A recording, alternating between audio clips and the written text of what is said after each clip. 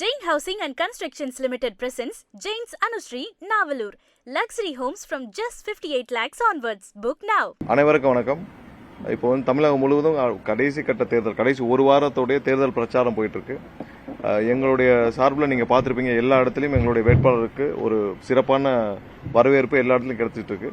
ஒவ்வொரு நாளும் தேர்தலில் எங்களுக்கான ஆதரவுகள், மக்களுடைய ஆதரவுகள் எல்லாம் பெருகிட்டே போகுது.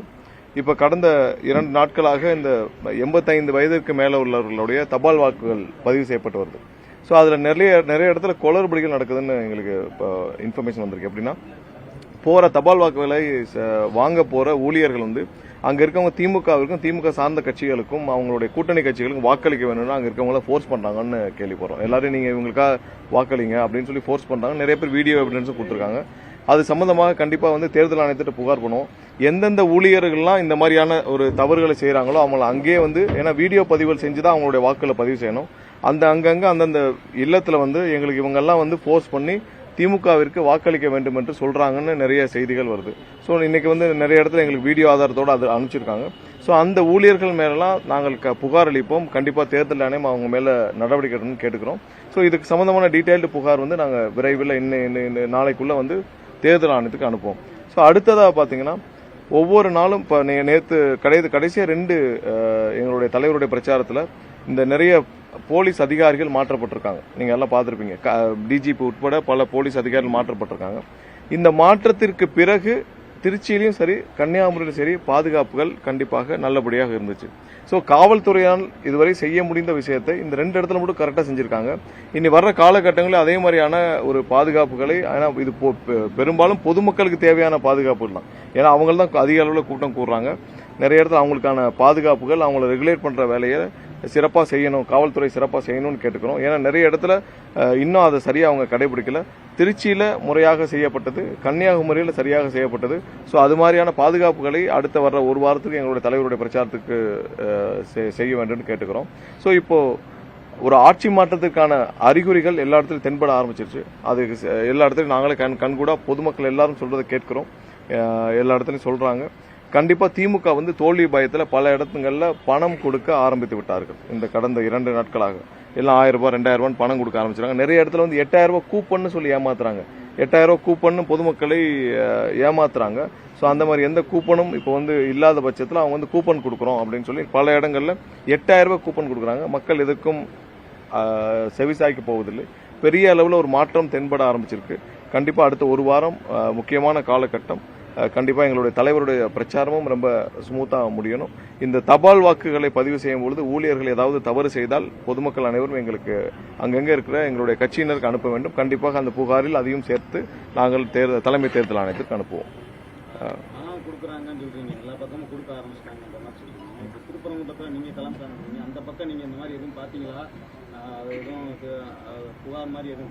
திருப்பரங்குன்றத்தில் நிறைய இடத்துல இந்த 8000 ரூபாய் டோக்கன் கொடுத்துட்டு வராங்கன்னு கேள்விப்பட்டோம்.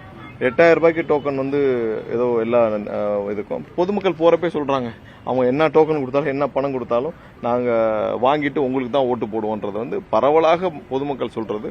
பட் இருந்தாலும் இதை சொல்ல வேண்டிய கட்டாயம் எங்கிட்ட இருக்கு. பொதுமக்கள் தெளிவா இருக்காங்க. என்னதான் பணம் கொடுத்தாலும் வாங்கிட்டு எங்களுக்கு தான் ஓட்டு போடுவோன்றதுல அவங்க தெளிவா இருக்காங்க. ஸோ போறப்ப நாங்க கேள்விப்படுறதா நாங்க சொல்றோம்.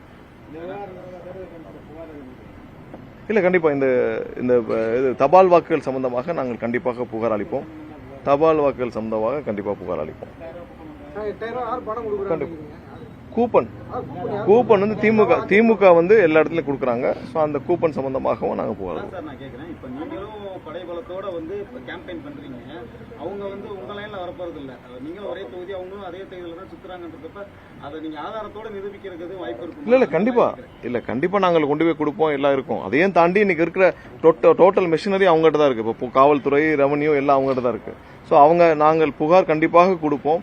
பட் அதெல்லாம் தாண்டி கண்டிப்பா அவங்க இதெல்லாம் செய்ய தான் செய்வாங்க. பொதுமக்கள் தான் அதுல அவாரா இருக்கணும். பொதுமக்கள் அதுல தெளிவா இருக்காங்க. அதுல மாற்றம் இல்லை. பொதுமக்கள் தெளிவா இருக்காங்க. இப்ப தபால் வாக்குகள் விஷயத்துல பாத்தீங்கன்னா, தபால் வாக்குகள் ஒவ்வொரு இண்டிவிஜுவல் சார்ந்தது. அதை யார் போய் எடுத்தாங்கன்னு எனக்கு தெரியும். அங்க இருக்கிற ஊழியர்கள் எந்த ஊழியர் போய் எடுத்தாங்கன்னு தெரியும். அவங்க தனிப்பட்ட முறையில் புகார் கொடுக்க முடியும். இந்த மாதிரி டோக்கன்கள் தமிழ்நாட்டில் எப்பயுமே டோக்கன்கள், பண சப்ளை இதெல்லாம் நடந்துட்டு தான் இருக்கும். அதை மீறி எப்படி 2011 எத்தனை கோடி கொட்டி கொடுத்தாலும் மக்கள் மாத்தி வாக்கு போட்டாங்கல்ல.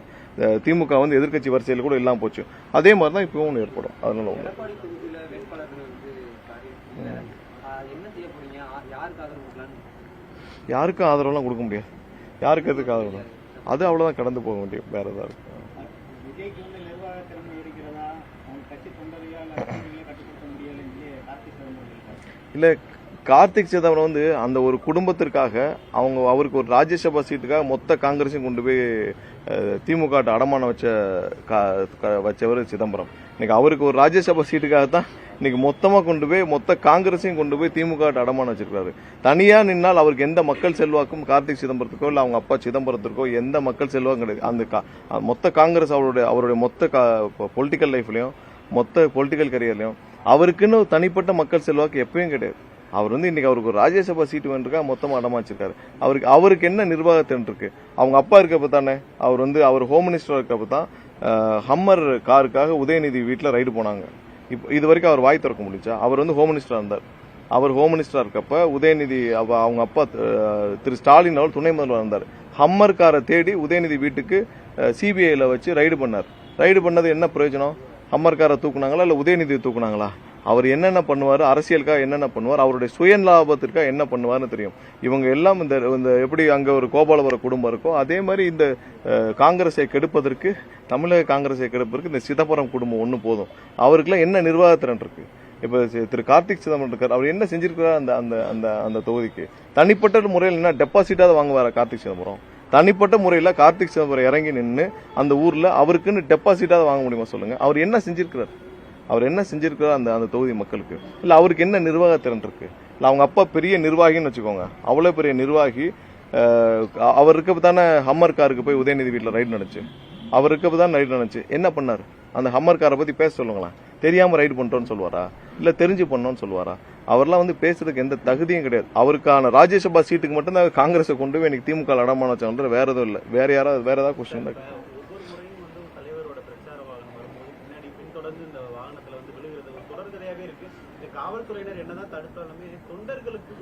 இல்லண்ணா, இல்ல இதுல ஒரு சொல்லுங்க.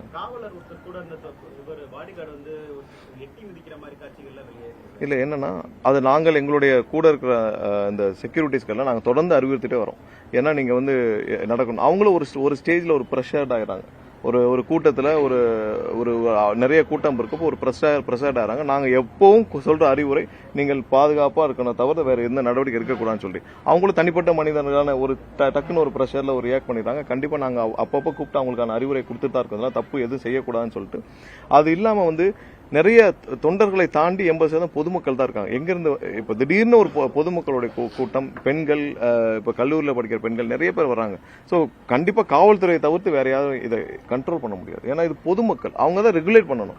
இப்ப ரோடுகள்ல கயிறு போட்டு அவங்க தான் நிப்பாட்ட முடியும், தடுக்க முடியும். பொதுமக்கள் தான் பெரும்பாலும் இருக்காங்க. சோ அவங்களை ரெகுலேட் பண்றது பொதுவான இடங்கள்ல காவல்துறை தான் பண்ண முடியும், அவங்க தான் செய்ய முடியும். அங்கங்க தடுப்புகள் ஏற்படுத்தலாம், எல்லா இடத்துலயும் பண்ண முடியாது. அதாவது வண்டி இல்ல, இதை திருச்சியில பண்ணாங்க, கன்னியாகுமரியில பண்ணாங்க. அந்தந்த இடத்துல நீங்க வந்து ஸ்டாப் பண்ணலாம். காவல்துறை தரப்புலையும் என்ன சொல்றாங்கன்னா 10,000 பேர் வரக்கூடிய இடத்துல 50,000 பேர் வந்துறாங்க. அவங்க முதல் வாங்குனது 10,000 பேர் தான் அனுமதி வாங்குறாங்க. இல்ல நாங்க என்ன சொல்றோம்னா, இல்ல இதுல எதையுமே நீங்க கணக்கிட முடியாது. ஏன்னா பொதுமக்களுடைய கூட்டம் எதையுமே கணக்கிட முடியாது. அதனாலதான் நாங்க எப்பயும் வந்து அறிவிப்புகளை வந்து முத நாள் சாயந்தரம் தான் கொடுக்குறோம் அறிவிப்புகள். ஏன்னா அந்த இடத்துல அந்த ஸ்பாட் சம்பந்தப்பட்ட விஷயங்களும் அதையும் மீறி பொதுமக்கள் தான் பெரும்பாலான பொதுமக்கள் அங்கே வந்து கூட்டமாக நிற்கிறாங்க. ஸோ அதை வந்து எந்தெந்த இப்போ நீங்கள் திருச்சியில் எப்படி இருந்துச்சு, திருச்சி எத்தனை பேர் வந்தீங்கன்னு தெரியல கூட, திருச்சி எப்படி இருந்துச்சு, எவ்வளோ நீட்டாக இதை கண்ட்ரோல் பண்ணியிருந்தாங்க. இதே திருச்சி நாங்கள் முன்னாடி பிரச்சாரத்துக்கு போனப்போ எப்படி இருந்துச்சு, அவங்களால தடுக்கவே முடியாமல் அப்படி ஓப்பன் பண்ணி விட்டாங்க. ஸோ கண்டிப்பாக பொது இடங்களில் 2 இடத்துல ஸ்டாப் ஏற்படுத்தினா போதும். 2 இடத்துல அவர்கள் வந்து தடுத்து நிறுத்தினால் போதும். 2 வீலர் நின்றுவாங்க. 2 வீலர் நிப்பாட்டிட்டா கொஞ்சம் அந்த அந்த அந்த ரஷ்ஷை குறைக்க முடியும். ஸோ அது பொதுமக்கள் மீறி வர்றாங்கன்றப்ப காவல்துறையினர் தடுக்கிறாங்க, அதுக்கு மீறி வர்றாங்கன்னா தலைமை பொறுப்புல நீங்க துணை பொதுச் செயலாளர் இல்ல நாங்க வந்து இல்ல அப்படி இல்லைங்க. இது பொதுமக்கள் சொல்றோம். பொதுமக்களுக்கு நாங்க வந்து நிறைய இடத்துல நாங்கள் எங்களுடைய அறிவுரைகள், குழந்தைகள் வர வேண்டாம், பெண்கள் வர வேண்டாம், எல்லா அறிகுறியும் நாங்கள் கொடுத்துட்டு தான் இருக்கோம். பட் அங்கே ரெகுலேட் பண்ணுறது அவங்க. இப்போ நாங்கள் எங்களுடைய க்ளோஸ்டு ப்ரோக்ராம் வச்சுக்கோங்க, ஏதாவது எங்களுடைய மாநாடுகளோ இல்லை மற்ற ப்ரோக்ராம்லேயே நாங்கள் கண்ட்ரோல் பண்ண முடியும். பட் ரோடுகளில், சாலைகளில் திடீர்னு ஒரு தெருவுலேருந்து உள்ளே வருவாங்க, நாம எப்படி கண்ட்ரோல் பண்ண முடியும்? சார், இப்போ பொதுமக்கள் தொண்டர்கள் நீங்க கைட்லைன்ஸ் பண்ணுவீங்க. ஒரு தலைவரா அவர் வண்டியில வரப்ப இவ்வளவு க்ரௌட வந்து கண்ட்ரோல் பண்ண முடியல. அவர் இறங்கி ஒரு 10 செகண்ட் ஒரு 5 செகண்ட் சைக்கிள்ல போறப்ப போலீஸா இருக்கட்டும் இல்ல அந்த பாடி கார்ட்ஸா இருக்கட்டும் எப்படி அதை கண்ட்ரோல் பண்ண முடியும்னு நினைக்கிறீங்களா சார்? இல்ல நேற்று இல்ல அப்படி இல்ல, அதையும் காவல்துறை தான் சரியாக ஒரு பாதுகாப்பு வளையம் ஏற்படுத்தி அதை பண்ணி கொடுத்தாங்க. நேற்று கன்னியாகுமரியில சரியான பாதுகாப்பு வளையங்களை ஏற்படுத்தி அதை பண்ணி கொடுத்தாங்க. ஏன்னா நிறைய இடத்துல பேசுறதுக்கு அனுமதி அளிக்கப்படவில்லை. ஸோ பேசுறதுக்கு அனுமதி அளிக்கப்படாது என்ன மாதிரியான பிரச்சாரத்தை எவ்வளோ வண்டியிலேயே பிரச்சாரம் பண்ண முடியாது. ஸோ பிரச்சாரத்தை மாற்றி பிரச்சாரம் பண்ண முடியும். ஏன்னா அவர் வந்து மக்கள்கிட்ட போய் பேசணும் இது பண்ணணும், அதுக்கான வாய்ப்புகள் கொடுக்கப்படவில்லை. திருச்சியில் கேட்டோம் கீழே இறங்கி போய் பேச முடியுமான்னு சொல்லிட்டு அதுக்காக வாய்ப்புகள் இல்லைன்னு சொல்லிட்டாங்க, பாதுகாப்பு காரணமாக இல்லைன்னு சொல்லிட்டாங்க. ஸோ அதுக்கான நாங்கள் பிரச்சாரத்தை மாற்றி வேற வாகனங்களில் போடணும்னா அதுக்கும் அனுமதி கேட்டுட்டு தான் பண்றோம். ஸோ இதெல்லாம் மாற்றி தான் பண்ண முடியும் சார். நம்ம கீழே இறங்கி பிரச்சாரம் பண்ண முடியல மற்றவர்கள் போல. ஸோ பேசுறதுக்கு அனுமதி இல்லை. அப்போ என்ன வாய்ப்புகள் இருக்கோ அந்த வாய்ப்புகளை தான் பயன்படுத்த முடியும். அதுதான் பண்ணிட்டு இருக்கோம். அங்க சொல்லிட்டு முழு பாதுகாப்பு வளையத்தோடு தான் அந்த மாதிரியான ஒரு பிரச்சாரத்தை இருக்கக்கூடிய சூழல்ல பல்வேறு இடங்கள்ல வந்து விஜயோட பிரச்சாரம் ரத்து செய்யப்படுறதுனால வேட்பாளர் எதுவுமே ரத்து, அது தவறான செய்தி. ஏன்னா அது நிறைய இடத்துல நாங்க கிளாரிஃபை பண்ணணும். அது தவறான செய்தி, எங்கேயுமே நாங்க அறிவிக்கல அங்க போனோம்னு. ஏன்னா கடலூருக்கு வேற ஒரு நாள் திட்டமிட்டுச்சு. அது வந்து பாண்டிச்சேரி எலெக்ஷன் கருதி அவங்க வந்து அங்க அப்ரூவல் கொடுக்கல, வேற ஒரு நாள். ஆனா ஒவ்வொரு இடத்துலயும் செய்திகள் தானாகவே போடப்படுது. நிறைய நியூஸ் சேனல்ல அது யாருடைய இன்ஃபுளுன்ஸ்ல போடுறாங்கன்னு தெரியல, அவங்களே போடுறாங்க, அவங்களே ரத்துன்னு போடுறாங்க. ஸோ இந்த மாதிரியான தவறான செய்திக்கு நாங்க டெய்லி கிளாரிஃபை பண்ணிட்டு இருக்க முடியாது. கண்டிப்பா அந்த மாதிரியான எந்த பிளானும் இல்லாதப்ப நீங்க அது வேட்பாளர்களுக்கும் தொண்டர்களுக்கும் அதிருப்தி இல்ல, அப்படி இல்ல. அந்த மாதிரி பிளான் வந்து ஏதாவது அப்ரூவல் இருந்துச்சுன்னா நாங்க முதலே வேட்பாளர்கள் சொல்லுவோம். எங்கெல்லாம் எங்க சைடு எந்த அதிருப்தியும் இல்ல. செய்திகள்லாம் தவறான செய்திகளா வருது.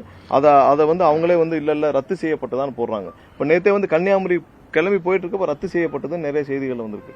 யாரு அந்த செய்தியை கொடுத்தா? நாங்க பிளான் பண்ணி போயிட்டு இருக்கோம். அதுதான் குழப்பத்தை ஏற்படுத்துது. அதாவது செய்தி நிறுவனங்களுக்கு யாரோ ஃபீட் கொடுக்குறாங்க, பெண் நிறுவனம் மாதிரி யாரோ ஃபீட் கொடுக்குறாங்க. ஸோ அந்த ஃபீடு அடிப்படையில் அவங்க செய்தி போட்டுட்டு அவங்களே நேற்று காலையில் கன்னியாகுமரி போயிட்டு இருக்காங்க, ஃபிளைட் ஏறியாச்சு, அப்போ ரத்துன்னு வருது. நான் எடுத்து பார்க்குற ஒரு பிரதான செய்தி நிறுவனம். ஸோ அதில் பேரை பார்க்குறோம், அவங்க வந்து ரத்துன்னு போகிறாங்க. என்ன இப்படி போட்டிருக்கீங்க கேட்டால் இல்லை எங்களுக்கு இங்கேருந்து நியூஸ் வந்துச்சுங்கிறாங்க. அப்புறம் அந்த ரெக்கார்டு அவங்கள டெலிட் பண்ண சொன்னோம்.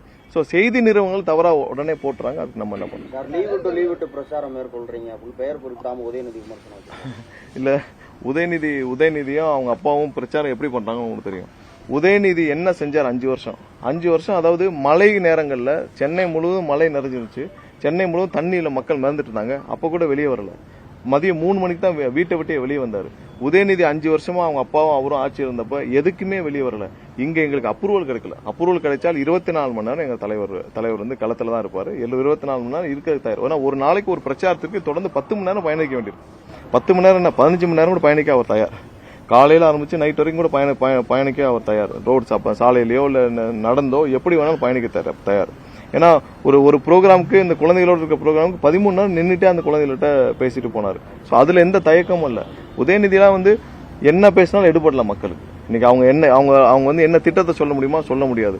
மொத்த மக்களும் இன்னைக்கு திமுக மேல கடும் அதிருப்தி இருக்காங்க. கடைசியா பணத்தை கொடுப்பாங்க. பணத்தை கொடுத்தாலும் மக்கள் இன்னைக்கு ஏற்றுக்கொள்ள போறதில்ல. அதனால மக்கள் வந்து இன்னைக்கு திமுகவை தூர போட்டாங்க. அதிமுக களத்திலேயே இல்ல. கண்டிப்பாக பெரும்பாலான எங்களுடைய வேட்பாளர்கள் இந்த தேர்தலில் 180 சீட்டுக்கு மேல வெற்றி பெறணும், எந்த மாற்றுக்கும். பரப்புரைக்கு சொல்லும் விஜய் வந்து பாதுகாப்பா இருக்கணும், அதிகமா அவர் பேசணும்னு சொல்லி அண்ணாமலை சொல்லியிருக்காரு. பரப்புரையில பேசணும், லேட்டா பேச முடியாது. இல்ல, பேசுறதுக்கு அனுமதி இருந்தா கண்டிப்பா பேசியிருப்போம். பேசுறதுக்கு அனுமதி இல்லையே, இல்லாதப்ப எப்படி பேச முடியும்? அரசியல் என்பது வாகனத்துல இருந்து கை காட்டுவதில்லை, வெயில்ல இறங்கி எந்த அளவுக்கு நிக்கிறாரோ மக்கள் கூட சொல்லி அண்ணாமலை சொல்லியிருக்காரு. அதாவது அண்ணாமலை வந்து ஒரு விஷயத்துக்கு மட்டும் விளக்கம் கொடுக்கட்டும். தற்கூரி பழனிசாமின்னு சொன்னார், உண்மையா இல்லையா? தவழ்ந்து காலில் விழுந்த பழனிசாமின்னு சொன்னார். பழனிசாமி கூட கூட்டணி வைக்கிறதுக்கா நான் வந்து இந்த வேலையில் இருக்கேன், அதுக்கு நான் வந்து அந்த பதவி வெங்காயம் மாதிரி அப்படின்னாரு. அவர் தானே சொன்னாரு அந்த பதவி வெங்காயம் மாதிரி, நான் ஒண்ணு இங்க மேனேஜர் இல்ல, நான் கட்சியை வளர்க்க வந்தேன் அப்படின்னாரு. நான் வந்து பழனிசாமி கூட கூட்டணி வைக்கிறதுக்கா நான் இந்த கட்சியில வந்து சேர்ந்தேன், என் IPS எல்லாம் விட்டு சேர்ந்தேன், நான் வந்து காக்கி சட்டை, துப்பாக்கி பிடிச்ச கை, ஏதோ சொன்னார்ல, எல்லாத்தையும் விட்டுட்டு இன்னைக்கு அண்ணன் பழனிசாமி முதல்வர் ஆகணும்னு எதுக்கு பேசிட்டு இருக்காரு? அவர் தானே, அதே ஆள் தானே. ரொம்ப இல்ல, 1.5 வருஷம் முன்னாடி தானே பேசிட்டு இருந்தாரு. துப்பாக்கி பிடிச்ச கைனாரு. யாரையும் சுடுறதுக்கு எடுத்தாரான்னு தெரியல. அந்த அதிமுக இருக்க தலைவர்கள் எல்லாம் சுடுறதுக்காக துப்பாக்கி பிடிச்ச கையெல்லாம் கூப்பிட்டு மிரட்டினாரு. அதே ஆள் தானே மிரட்டினாரு. தற்கூரி பழனிசாமி அதிமுக வளர்க்கறதுக்காக நான் இங்க இருக்கேன் அப்படின்னு சொன்னாரு. அவர் இன்னைக்கு எல்லாத்தையும் ஒரே செகண்ட் தூக்கி வச்சுட்டு நான் வந்து ADMK ஃபைல்ஸை வெளியிடுவேனாரு. இப்போ ஃபைல்ஸ் ரெடி பண்ணி வச்சிருக்காரான்னு கேளுங்க. பார்த்தீங்கன்னா அடுத்து கேளுங்க. ஏடிஎம்கே ஃபைல்ஸ்லாம் ரெடி பண்ணி வச்சிருக்காரு. ஏடிஎம்கே ஃபைல்ஸ் கண்டிப்பாக வெளியிடுவேனாரு. இங்கே இருக்கிற அதிமுக தலைவர் எவ்வளோ கொள்ளையடிச்சாங்கன்னு எனக்கு தெரியும். அந்த ஃபைல்ஸ்லாம் வெளியிடுவேனாரு. டிஎம்கே ஃபைல்ஸே அவர் வந்து கொண்டு போய் கொடுத்தது கவர்னர் மாளிகையில் பெட்டியில் இருக்கு. ட்ரங்க் பெட்டியில் போய் கொடுத்தாரு. அந்த ட்ரங்க் பெட்டியே சும்மா இருக்கு. இன்னும் ஏடிஎம்கே ஃபைல்ஸையும் வச்சிருக்காரு. இவரெல்லாம் வந்து அன்னைக்கே சொன்னோம் 420 மலைன்னு. கண்டிப்பா இவர் சொல்றதெல்லாம் பொய், இவரை நம்பாதீங்கன்னு நான் தான் முதல்ல சொன்னேன். கண்டிப்பா அவர் சொல்றதெல்லாம் பொய் தான். அவர் எதையும் அவர் சொல்றது எது நாளைக்கே ஒரு 2 நாள் ஒரு வாரம் கழிச்சு பாருங்க, அப்படியே மாத்தி பேசுவாரு. தேர்தல் அறிக்கையில எல்லா கட்சியும் தங்களுடைய அறிக்கையை வந்து ஒரே தடவை வெளியிட்டு பிரஸ் ரிலீஸ் கொடுப்பாங்க. தாவேக்கால மட்டும் அப்பப்போ எல்லா கட்சியும் ஃபாலோ பண்ற நடைமுறையை நாங்க ஃபாலோ பண்றோம். இல்ல அப்படி கிடையாதுங்க. என்னென்ன மாதிரியான மக்கள் ஒவ்வொரு பெண்களுக்கு தேவையானது தனியாக அதுல எங்களுடைய யுக்தியில நாங்க ஒவ்வொரு செக்மெண்ட் ஆஃப் பீப்புளுக்கும் ஒவ்வொரு தரப்பு மக்களுக்கும் தேவையான மாதிரி அந்தந்த தேர்தல் அறிக்கையை கொடுக்கணும்னு நினைக்கிறோம். கண்டிப்பா விரைவில் அடுத்தடுத்த கட்டமாக முழு தேர்தல் அறிக்கை இன்னும் ஒரு வாரத்துக்குள்ள எல்லாமே வெளியிடும். இல்ல பிரச்சாரத்துக்கு நாங்க 2 தடவை அனுமதி கேட்டோம். அதுல ஒரு சில இடங்கள்ல கன்ஃபார்ம் ஆகல. ஏன்னா நாங்க தேதி அதனால தான் குறிப்பிட முடியலன்னு சொன்னோம். நாங்க தேதி கொடுக்கணும். என்னங்க இல்ல அதுக்கு தான் நாங்க இன்னும் தேதிகள் நாங்க சொல்ல வேண்டாம்னு பாக்குறோம். சோ அனுமதி கிடைச்சிச்சுன்னா கண்டிப்பா உடனே. ஜனநாயகன் படம் வந்து ஆன்லைன்ல ரிலீஸ் ஆகி ஒரு சர்ச்சை ஏற்பட்டிருக்கு. மேலும் வந்து அதனால ஏற்பட்ட நஷ்டத்தை அறிக்கிறதுக்காக மீண்டும் வந்து ஒரு படம் நடிச்சிருப்பாரு. இல்ல அது ரொம்ப நிறைய தவறான தகவல் வருது. அது சம்பந்தமாக அந்த ப்ரொடக்ஷன் தரப்புல இருந்து புகார் அளிச்சிருக்காங்க. அதுல ஒரு சில பேர் கைது செய்யப்பட்டிருக்கார்கள். அது எங்க இருந்து எவ்வளவு தூரம் இது யார் ரிலீஸ் பண்ணான்னு உங்களுக்கு எல்லாருக்குமே தெரியும். எப்படி இது வெளியே வந்துச்சுன்னு தெரியும். என்ன காரணத்துக்கானு தெரியும். கண்டிப்பா எவ்வளவு சோதனைகள் வந்தாலும் எவ்வளவு பிரச்சனைகள் வந்தாலும் இன்னும் கடுமையான பிரச்சனைகள் இவ்வளவு பிரச்சனைகளையும் தாண்டி ஒருத்தர் களத்தில் இருக்காங்கன்னா எங்களுடைய தலைவர் மட்டும்தான். கண்டிப்பா இன்னும் இந்த கட்டத்தை தான் தாண்டுவோம். இன்னும் ஒரு 10 நாள் தான் இருக்கு. அதுக்கு மக்கள் தீர்ப்பளிப்பாங்கன்னு நம்புறோம். இல்ல இது வரைக்கும் நடக்காத ஒண்ணு இப்ப திடீர்னு நடக்கிறதுக்கு காரணம் என்ன? இது வரைக்கும் இந்த மாதிரி ஒண்ணு நடந்ததே கிடையாது. ரொம்ப செக்யூர்டா இருக்கிற ஒரு ப்ரொடக்ஷன் ஸ்பேஸ். இது வரைக்கும் இவ்வளவு செக்யூர்டா இருந்த ப்ரொடக்ஷன் ஸ்பேஸ்ல இப்ப தேர்தலுக்கு 2 நாளுக்கு முன்னாடி நடக்கிறதுக்கு காரணம் என்ன? இது எதை நோக்கி இதை அவங்க கொண்டு போறாங்க? ஸோ இது மேலும் மேலும் மன உளைச்சலையும் ஒரு ப்ரெஷரையும் ஒரு அழுத்தத்தையும் மேலும் மன உளைச்சலையும் ஒரு நஷ்டத்தையும் ஒரு கடுமையான இதையும் கொடுக்கறதுக்கு தானே காரணமா இருக்கும். உங்களுக்கு நம்பிக்கை இருந்தா சிபிஐக்கு போங்க அப்படின்னு. ஆமா அரெஸ்ட் பண்ணிருக்காங்க. அவங்க ப்ரொடக்ஷன் தரப்புல வந்து விளக்கம் கொடுப்பாங்க என்ன நடக்குன்னு சொல்லிட்டு. ஸோ அது இன்வெஸ்டிகேஷன் இருக்கு. கண்டிப்பா இது வந்து அரசியல் காரணங்களுக்காக தான் நாங்க நம்புறோம். கொடுக்கப்பட்டதா தான் நாங்க நம்புறோம். சார் உங்களுக்கு நம்பிக்கை இருந்தா சிபிஐக்கு போங்க அப்படின்றாங்க. இல்ல அது ப்ரொடக்ஷன் தரப்புல இல்ல ப்ரொடக்ஷன் தரப்புல தான் அது போகணும். இதுல அவருக்கு எல்லாமே தெரிஞ்சிருக்கும். அண்ணாமலைக்கு தெரியாம இந்தியாவில் எதுவுமே நடக்காது. அவருக்கு எல்லாமே தெரிஞ்சிருக்கும். பார்ப்போம். அதிமுக ஆட்சி அமைந்தோட வந்து நீதிமன்ற ஆணைப்படி திருப்பவண்ணாமலையில தீபம் இல்ல அவர் வந்து ராஜன் செல்லப்பா அவர் வந்து 5 வருஷம் தீப ஏத்துறன்னு சொல்லியிருக்காரு. அவர் வந்து 5 வருஷமா இந்த தொகுதியில் இருக்கிறார். 5 வருஷமா நான் போற இடத்துல கேட்கிறேன், என் தொகுதிக்குள்ளேயே வரல. அவர் இங்கதான் இருக்கார். நான் எனக்கு ரொம்ப சந்தேகமா போச்சு. அவர் வீடே இங்கதான் இந்த தொகுதியில தான் இருக்கான்னு சொல்லிட்டு. 5 வருஷமா இங்கதான் இருக்கிற. இந்த தொகுதியில எதுவுமே செய்யல. இந்த மக்களுக்கு வந்து அடிப்படை வசதிகள் எதுவுமே இல்லை. அதாவது ஒரு சாலை இல்ல, குடிநீர் இல்ல, கழிவுநீர் கால்வாய்கள் இல்ல. ஏன் திருப்பரங்குன்றம் சுத்தி எங்கேயுமே வந்து பொது கழிப்பிடங்கள் இல்லை. பொது கழிப்பிடங்களே கிடையாது. நீங்க போய் பாத்தீங்கன்னா தெரியும். அந்த மக்களுடைய பிரதான கோரிக்கை பொது கழிப்பிடம் தான்.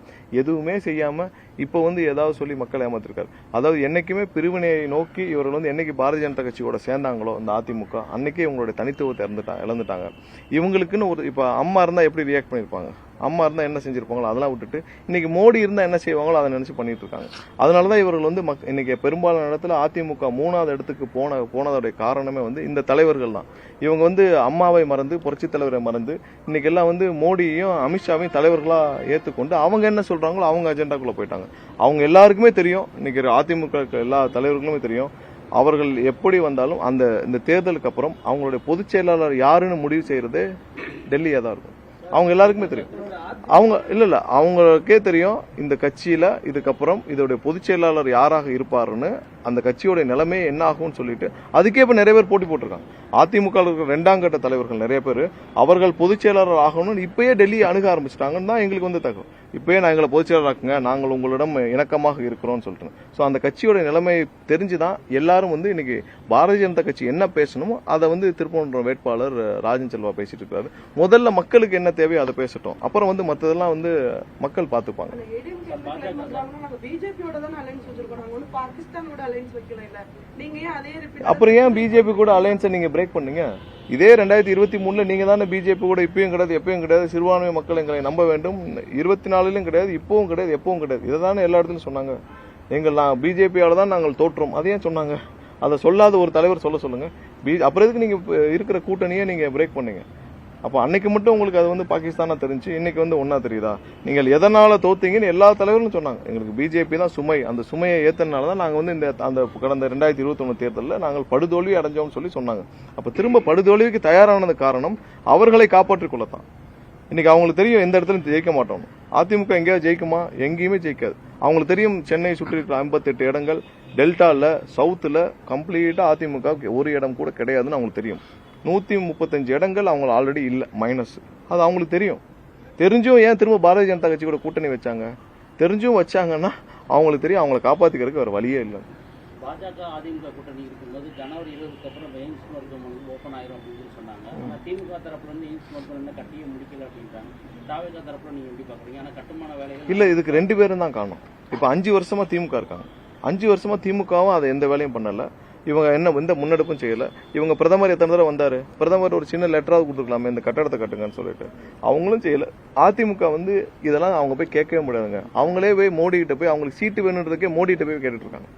இப்ப அதிமுக யார் யாருக்கு சீட்டு வேணும்னு எல்லாருமே டெல்லியில போய் லாபி பண்றாங்க, டெல்லியில போய் கேட்கறாங்க. அவங்க போய் எங்கிட்ட மக்களை பத்தி பேச போறாங்க. அதிமுக இருக்கிறவர்கள் போய் மோடியையும் அமித்ஷாவையும் சாட்டிஸ்ஃபை பண்றதுக்கு தான் அங்க போறாங்க. அவங்களுக்கு தேவையை தீர்த்து கொள்ளதான், மக்கள் தேவையை பத்தி அவங்க பேசவே முடியாது. அதனால திமுக தான் இதுக்கு முக்கிய காரணம். இந்த 5 வருஷமா இவங்க வந்து ஒரு தடவை பிரதமர் வந்தா இதை பத்தி கேட்டாங்களா? இந்த மாதிரி எங்களுக்கு எய்ம்ஸ் வந்து பெண்டிங் இருக்கு, இதை பண்ணி கொடுங்கன்னு சொல்லிட்டு அவங்களும் கேட்கல. டெல்லியும் வந்து எப்பயும் போல அவங்களுக்கு எப்ப தேவையோ எங்க லாபம் இருக்கோ அதான் செய்வாங்க. இது 2 பேரும் ஏற்படுத்த கிட்டத்தட்ட 10-12 வருஷம் ஆச்சு ஒரு காலேஜை உருவாக்க. இதுதான் இவங்களோட அனௌன்ஸ்மெண்டோட லட்சணம். கிட்டத்தட்ட 2019 அனௌன்ஸ் பண்ணது. 2019 அனௌன்ஸ் பண்ணி 7, 8, 9 வருஷம் ஆச்சு. 9 வருஷமாக ஒரு திட்டம், ஒரு கல்லூரி செயல்படுறதுக்கு 9 வருஷம் ஆச்சுன்னா இதுக்கு யாரு காரணம்? இவங்க 2 பேரும் தான் காரணம். முதல்ல இவங்க குறை சொன்னாங்க, இப்ப அவங்க குறை சொன்னாங்க. இவர் செங்கலோட போனாரு, இப்ப செங்கல் எல்லாம் முடிஞ்சு இப்ப வெறும் கட்டடமா இருக்கு. இது என்ன ஆபரேஷன் வேற எனக்கு தெரிஞ்சு நாங்க பாக்குறப்ப வரப்ப பாக்குறப்ப தெரியுது இன்னும் 2 வருஷமா தான் ஆகும். ஏன்னா இப்பதான் கட்டடமே உருவாக்கிட்டு இருக்கு. இன்னும் இன்டீரியர் முடியணும், ஹாஸ்பிட்டலுக்கு தேவையான ஃபெசிலிட்டிஸ் எல்லாம், ஸ்டாஃப்ஸ் எல்லாம் வரணும், அவங்களுக்கு தேவையான குவார்டர்ஸ் எல்லாம் கட்டணும். 2 வருஷமா அது குறைஞ்சபட்சம். எல்லாரும் பொய்யான தகவலை சொல்றாங்க. திரு ராஜன் செல்லப்பவும் பொய்யான தகவல் சொல்லியிருக்காரு, ஏதோ அவர் தான் போய் பேசி வாங்கினான்னு. யாரும் கிடையாது. இன்னும் 2 வருஷமா தான் ஆகும். இது இவங்க 2 பேருடைய டிலே தான் இது காரணம். பெரம்பூர் தொகுதியில டிவிகே பெயரை வந்து 2 கட்சிகள் பயன்படுத்தி பிரச்சாரம் செய்வதா அப்படி வாழ் உரிமை கட்சியும் டிவிகே. நீங்க வேற ஏதாவது சொல்லுங்க. ஏற்கனவே அதிமுக உங்களோட சீனியர் மோஸ்ட் பாலிஸ்டும் அவரை 3 தினங்களுக்கு முன்னால நீங்க நேருக்கு நேர் சந்திச்சீங்க பிரச்சாரம். எது வாழ்த்துக்கள் கிடைக்கும்? நான் எதுக்காக அவரை சந்திச்சேன்னா அவரை நான் இல்ல பிரச்சனை வாகனங்கள் கிராஸ் ஆறது இல்ல, அவருக்கு வாழ்த்துக்கள். அவர்கிட்ட பேசவும் இல்லை, நான் பார்க்கவும் இல்லை, அவரை கவனிக்கவும் இல்லை, நான் பார்க்கவும் இல்லை, அவரை கவனிக்கவும் இல்லை. சமீப காலமா தேர்தல் ஆணையம் வந்து அதிகாரிகளை மாத்திட்டு வராங்க. இல்ல கண்டிப்பா மாத்தணும்னு சொல்றோம். நிறைய இடத்துல மாத்தணும். இது நாங்கள் கொடுத்த அழுத்தம் தான் அதுக்கு முக்கிய காரணம். டிஜிபில இருந்து எல்லாரும் மாத்திருக்காங்க. திரும்பவும் பாத்தீங்கன்னா நேற்று வந்து டிவிஎஸ்சில எல்லாம் மாத்திருக்காங்க. ஸோ நல்ல அதிகாரிகளை உள்ள கொண்டு வர வேண்டும். வேற மாநிலத்தில் இருக்காங்க, அவங்க எல்லாம் உள்ள கொண்டு வர வேண்டும். இங்க பாதி பேர் வந்து ஆல்ரெடி திமுக கிட்ட வேலை பார்த்துருக்காங்க, இன்னும் நிறைய பேர் இங்க தான் வேலை பார்த்துருக்காங்க. நாங்க மதுரையில எல்லாம் பாத்தீங்கன்னா மதுரையில் இருக்கிற சிட்டியில் இருக்கிற ஐஎஸ்ல இருந்து நிறைய பேர் ஏசி லெவல், இன்ஸ்பெக்டர்ஸ் லெவல்லாம் இன்னும் மூர்த்தியோட கையால தான் இருக்காங்க, மூர்த்தியோட கைக்கூலியால தான் இருக்காங்க. மூர்த்தி சொல்றதான் கேட்டு பண்றாங்க. எல்லாருக்கும் இருக்கிற அப்ரூவல் எங்களுக்கு இருக்க மாட்டேங்குது. எங்களுடைய நிர்வாகிகள் டோர் டு டோர் கேம்பெயினுக்கு எங்கேயுமே கிடையாதுங்க. பூத் லெவல்ல டோர் டு டோர் போய் பூத்ஸ்லி போறாங்க. அதுக்கு அப்ரூவல் இல்லைன்னு சொல்லி தேர்தல் ஆணையமே சொல்லிடுச்சு. ஆனா இங்க புதுசா வந்து இவங்க எல்லாரும் சொல்லி எல்லா எங்களுடைய நிர்வாகிகள் எல்லாம் பல இடத்துல மிரட்டப்படுறாங்க, அவங்களுக்கு எல்லா இடத்துலையும் சொல்றாங்க. ஸோ அதெல்லாம் திரும்ப நாங்க வந்து அங்கங்க பேசிட்டு தான் இருக்கிறோம். நாங்க திரும்பவும் ஒரு லெட்டர் வந்து சப்மிட் பண்ண போறோம். எந்தெந்த அதிகாரி, லோ லெவல் அதிகாரிகள் யாருன்னு சொல்லி சப்மிட் பண்ணோம். நான் கமிஷனர்கிட்ட தனிப்பட்ட முறையில் இதுக்கு புகார் அளிச்சிருக்கேன். அவர் மதுரை சிட்டி கமிஷனர்கிட்ட நான் தனிப்பட்ட முறையில் புகார் அளிச்சிருக்கேன். எந்தெந்த ஸ்டேஷன்ல எங்களுக்கு தேவையில்லாத பிரச்சனைகள் இருக்குன்னு கண்டிப்பா அதுல அவரும் நடவடிக்கை எடுக்கணும்னு சொல்லியிருக்காரு. ஒரு சில தினங்கள் பார்த்துட்டு மீண்டும் நான் புகார் அளிப்போம். மதுரையில பிரச்சாரத்துக்கு அனுமதி கேட்டிருக்கீங்க, மறுக்கிறாங்களா இல்ல டிமாண்ட் வைக்கிறாங்களா? அவங்க எப்படின்னா, இப்ப நான் சொல்றதான், இப்ப நான் ஒரு 4 கழிச்சு ஒரு டேட் போட்டு கொடுக்குறேன்னு வச்சுக்கோங்க. ஒரு நாள் கழிச்சு இல்ல ஒரு நாள் முன்னாடி வந்து இந்த இடம் உங்களுக்கு சரியா இருக்காது, வேற இடத்த தேர்வு செய்யன்னு சொல்லுவாங்க. நான் திரும்ப வேற இடம் தேர்வு செய்யறதுக்குள்ள அந்த நாள் முடிஞ்சு போயிடும். இப்போ இதான் எங்களுக்கு ப்ராக்டிக்கல் டிஃபிகல்ட்டி சொல்றோம். ஸோ அவங்க தேர்வு செய்த இடங்களை சூஸ் பண்ணாலும் அவங்க என்ன சொல்லுவாங்க, உங்க கூட்டத்துக்கு செட் ஆகாதுன்னு. ஸோ இது எங்களுக்கு ப்ராக்டிக்கல் டிஃபிகல்ட்டிஸ் இந்த 2 இடத்துல தான் வருது. அதை வந்து உடனே இப்போ நாங்கள் அப்ளை பண்ண உடனே ஒரு 2 ஹவர்ஸ்க்குள்ள சொல்லிட்டாங்கன்னா நாங்கள் உடனே வேறு தேதிகள் வேறு இடங்கள் மாற்றி நாங்கள் அப்ளை பண்ணிடுவோம். ஒரு நாள் கடந்து சொல்கிறப்ப தான் அதனால தான் எங்களோட அறிவிப்புகள் எப்படின்னா எப்போயுமே கடைசி 12 மணி நேரம் 15 நேரம் கொண்டு நாங்கள் அறிவிப்புகளே பண்ணுறோம், அஃபிஷியல் அறிவிப்பு. ஏன்னா நாங்கள் வந்து எங்களுக்கு அப்ரூவல் எல்லாம் வந்து கையில் அந்த கண்டிஷன்ஸ் பேப்பர் எல்லாம் வந்த பிறகு தான் நாங்கள் அறிவிப்புகளே பண்ண முடியும். ஸோ இதான் எங்களுக்கு இருக்கிற ப்ராக்டிகல் டிஃபரன்ஸ். இதில் நிறைய இடத்துல பேசக்கூடாது, கண்டிப்பாக பேசக்கூடாதுன்னா அது ஏன்னா இப்போ நிறைய பேர் சொன்னாங்க காரைக்குடியில் ஏன் பேசலன்னு. ஏன்னால் அனுமதியை மீறி பேசுறது எங்களுக்கு பெரிய விஷயம் இல்லை. ஆனால் அங்கே வேற ஏதாவது பொதுமக்களுக்கு அசம்பாவிதம் நடந்துடக்கூடாதுன்னு சொல்லிட்டு தான் ஒரே காரணத்துக்காக தான் கண்டிப்பாக என்ன இருக்குதோ என்ன எங்களுக்கு காவல்துறையில் வழிகாட்டிருக்காங்களோ அதுக்குள்ளே நாங்கள் நடந்துக்கணும்னு நினைக்கிறோம். எல்லாத்தையும் விட பொதுமக்களுடைய பாதுகாப்பு முக்கியன்ற கருத்தில் மட்டும்தான் இருக்கும். நேரம் ஆயிடுச்சு அப்படின்னு சொல்லிட்டு அங்க பேசாம போனாங்க. அவர் காவல்துறை வந்து பேசக்கூடாதுன்னு சொன்னாங்க. அவங்க அந்த 2 மணிக்குள்ள தான் நீங்க பேசணும், அதுக்கு மேல பேசக்கூடாதுன்னு சொல்றாங்க. அப்படின்னு 2 மணி வரைக்கும் தான் அனுமதி இருக்கு, அதுக்கு மேல உங்களுக்கு அனுமதி இல்லை, நீங்க பேசக்கூடாது. 2 மணிக்கு மேல அனுமதி இல்லைன்னு சொன்ன காரணத்தினால தான் அது இல்ல ஆகல, லேட் ஆயிடுச்சு. இங்க இருந்து போறப்ப லேட் ஆயிடுச்சு, 3 மணிக்கு மேல ஆயிடுச்சு. ஸோ அந்த அப்ரூவல் அதுக்கப்புறம் இல்லாத காரணத்தினால தான் சரி அதுக்கப்புறம் பேசல. ஸோ ஏன்னா நிறைய லட்சக்கணக்கான மக்கள் இருக்காங்க, அவங்களுடைய பாதுகாப்பும் ரொம்ப முக்கியம். ஸோ அது ஒரு காரணத்துக்காக தான் என்னென்ன மாதிரியான முயற்சிகள் எடுத்து கண்டிப்பாக இன்னொரு 1 வாரம் எங்களுடைய பிரச்சாரம் வெற்றிகரமாக நடக்கும். கண்டிப்பாக பெரிய அளவில் வெற்றி இருக்கும் என்றது மக்கள் முழுசா நம்புறாங்க. நன்றி. Jain Housing and Constructions Limited presents Jain's Anushree, Navalur. Luxury homes from just 58 lakhs onwards. Book now.